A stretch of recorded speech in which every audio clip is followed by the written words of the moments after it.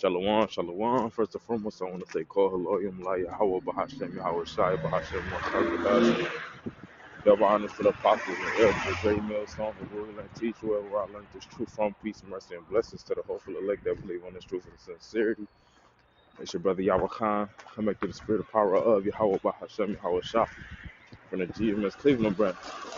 Lord willing, this be edifying. Just want to speak on how we already know death is normal, but how death is about to increase, you know, and simultaneously, at the same time that the death is increasing, okay, the judgment being passed out to the wicked of our people, to the heathens, Esau, Edom, so on and so forth. Simultaneously, as judgment is going on, the elect will not be scared, okay? So, Lord willing, we of the elect, as we hope to be a part of the elect, we must not fear, okay, when the sudden destruction cometh upon those that deserve so, okay? Because according to, matter of fact, I'm just gonna go through the spirit. Something that I woke up and I was meditating on, which I've been meditating on since yesterday through the spirit. Sirach chapter 33 and verse 1.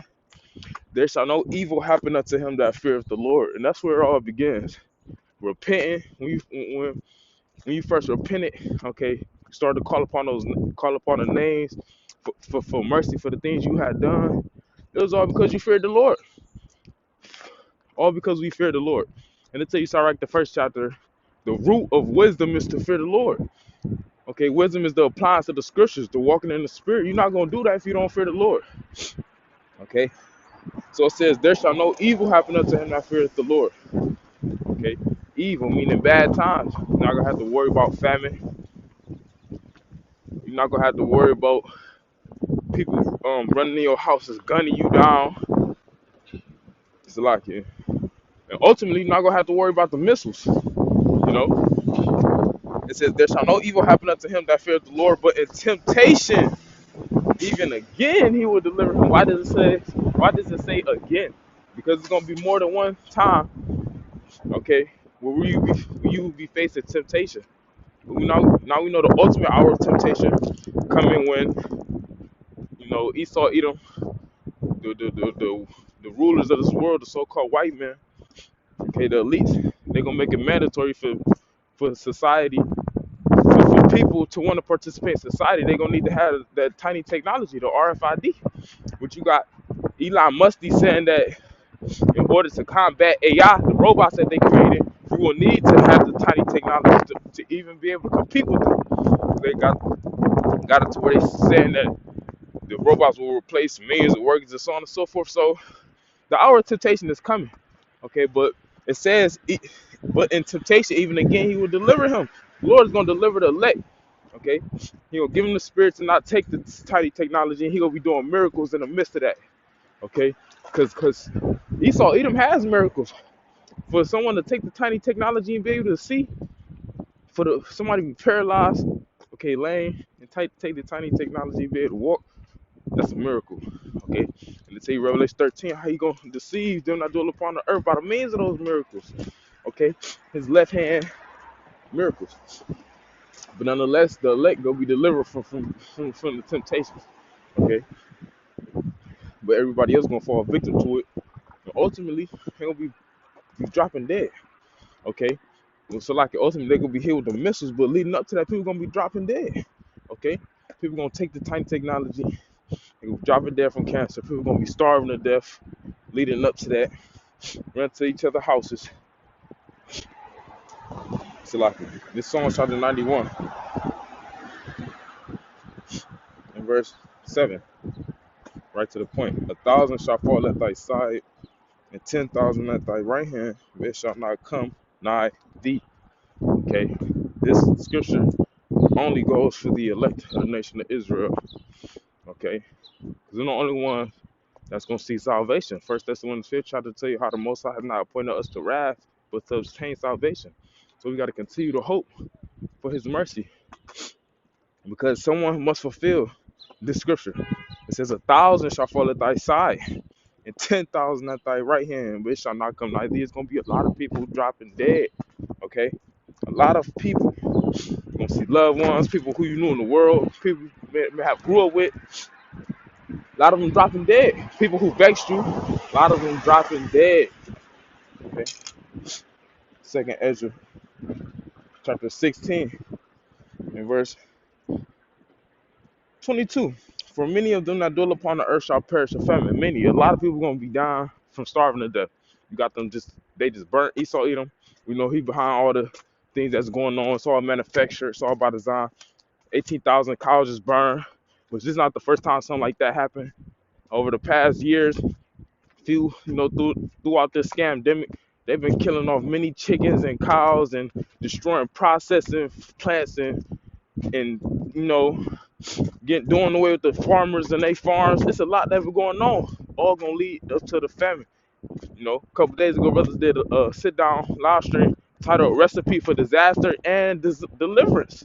A recipe is when you bring together multiple things to get one thing.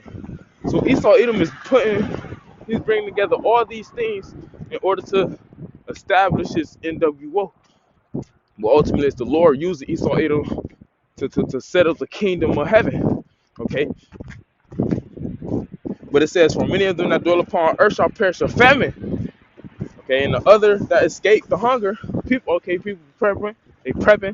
They think they're not gonna have to worry about starving to death because they got 10 years worth of bottles and 10 years worth of canned goods stored. Guess what? And the other that escape the hunger shall the sword destroy. Somebody go kill him and take it off. Okay? Or somebody might kill him not even taking the elect member might stumble upon it.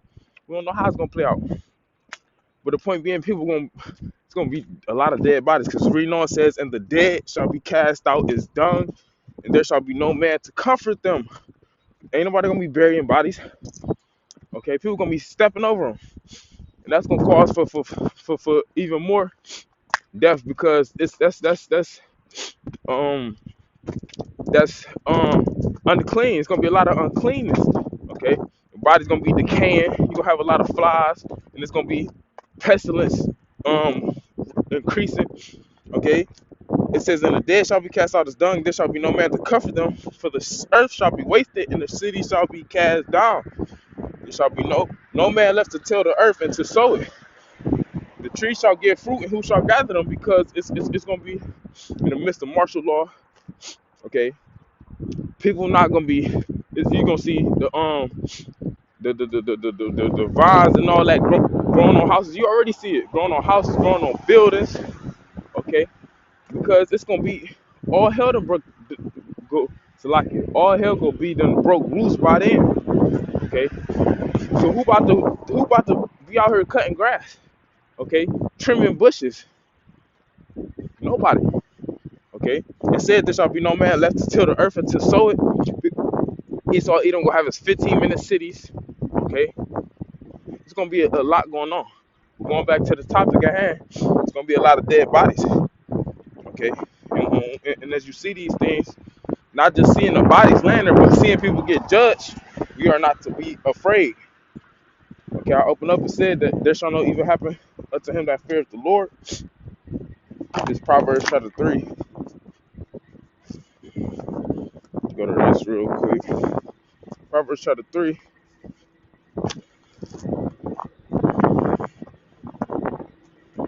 Salaki, I'm gonna start at verse 21. My son, let not them depart. Hold on. Yeah, my son, let not them depart from thy eyes. Keep sound wisdom and discretion. Sound meaning it's not tampered with. It's not mixed. Okay, one doctrine, one spirit, one faith. Okay, sound wisdom and discretion. Okay, discretion going into. Hold on, let's just look it up.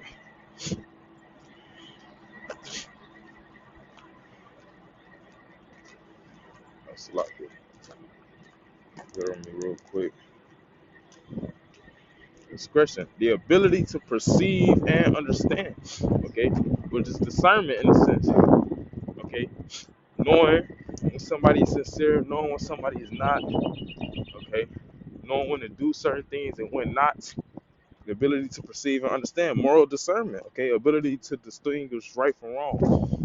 Okay, when the flesh is doing more, So like when you are walking more in the flesh than the spirit, you give it too much to the flesh. This is all a part of discretion. This is the things that we're supposed to do. It says, keep sound wisdom and discretion. Okay, so shall they be life unto thy soul and grace to thy neck. You see, it's gonna be life to our soul and grace to our neck. Grace meaning mercy. The Lord will have mercy upon those that's doing these things. It says, then shalt thou walk in thy way safely. Safely. Majority of our people they don't got sound wisdom. Okay, and you have those who might have had it at once and lost it. It says, then shalt thou walk in thy way safely, and thy foot shall not stumble. When thou liest down, thou shalt not be afraid. Yea, thou shalt lie down, and thy sleep shall be sweet. Okay, it says, thou shalt not be afraid. Wow, because you're going to have that sound wisdom. You're going to know you've been doing what you're supposed to. Okay, and the Lord it says in 2 Timothy, the first chapter, the Most High have not given us the spirit of fear. So if the Holy Spirit is upon you, you're not going to be afraid. But this is the point, verse 25, be not afraid of sudden fear, neither of the desolation of the wicked when it cometh.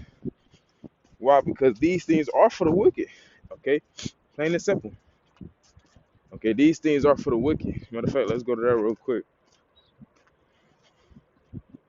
Sirach chapter 40. Sirach chapter 40 and start